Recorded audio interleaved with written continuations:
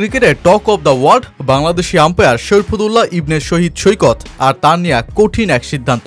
Melbourne test শেষে 2 দিন পেরিয়ে গেলেও এখনও যেন কাটছেই না জয়সওয়ালের আউট কাণ্ড, বরং পক্ষে বিপক্ষে একের পর এক মন্তব্যে ভারী হচ্ছে ক্রিকেট পাড়া। কেউ কাঠগড়ায় তুলছেন সৈকতকেই, কেউ বা ভারতকে।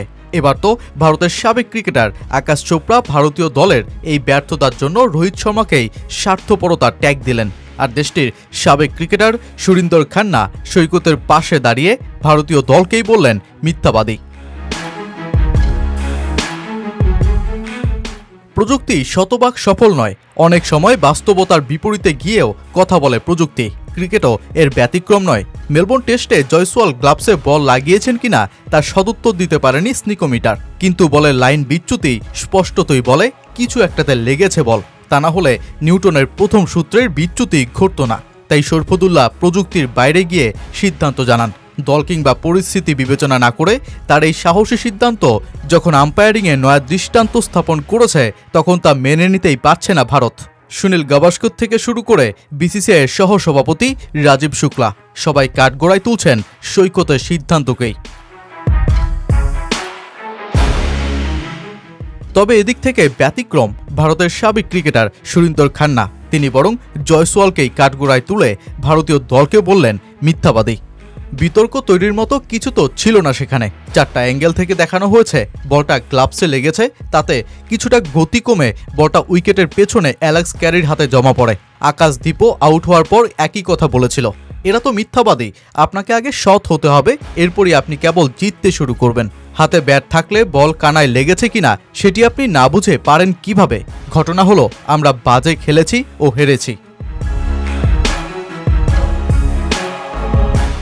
মোটা দাগে অস্ট্রেলিয়ায় ভারতের ব্যর্থতার বড় কারণ ব্যাটিং। পার্থের প্রথম ইনিংসে ব্যর্থতা শেষে জয় আসলেও ভারত এরপর অ্যাডিলেড, ব্রিসবেন ও মেলবোর্ন ওজি বোলারদের সামনে দাঁড়াতেই যে পারেনি। বিশেষ করে ভারতের টপ অর্ডার এক্ষেত্রে বড় ব্যর্থ। ব্যাটিং পজিশনে অদল বদলে লোকেশ রাহুলকে ওপেনিং ছেড়ে নামতে হয়েছে নিচে। শুভমান গিল পড়েছেন এমসিজিতে বাদ। অধিনায়ক রোহিতের এমন সব সিদ্ধান্তকে এবার কাঠগড়ায় তুললেন ভারতের সাবেক ক্রিকেটার আকাশ চোপড়া। বললেন রোহিত স্বার্থপরের মতনই কাজ করেছে। তার ক্যারিয়ারে এই প্রথমবারের মতো সে নিজের জন্য সিদ্ধান্ত নিয়েছে। অতীতে সিদ্ধান্ত নেওয়া হতো তার জন্য। MS ধোনি ও বিরাট কোহলি তাকে মিডল অর্ডার থেকে উপরে তুলে এনেছিল। ধোনি করেছে ওয়ানডেতে, বিরাট টেস্টে, কারণ তারা রোহিতকে আগ্রাসী ভূমিকায় দেখতে চেয়েছে। এই প্রথমবারের মতো রোহিত একটি সিদ্ধান্ত নিল এবং সেটাও তার নিজের স্বার্থে। সত্যি বলতে এটা দলীয় স্বার্থে নেওয়া হয়নি, কারণ রাহুল ওপেনিংয়ে খুব ভালো করছিল। শুভমান গিল 2023 সালেও ভালো করেছে, দ্বিতীয় সর্বোচ্চ রান সংগ্রাহক ছিল। কঠিন পরিস্থিতিও মোকাবেলা করেছে, কিন্তু তাকে দলের বাইরে রাখা হয়েছে। এই সব কিছুই করা হয়েছে কারণ রোহিত নিজের কথা ভেবেছে, দলের কথা ভাবেনি।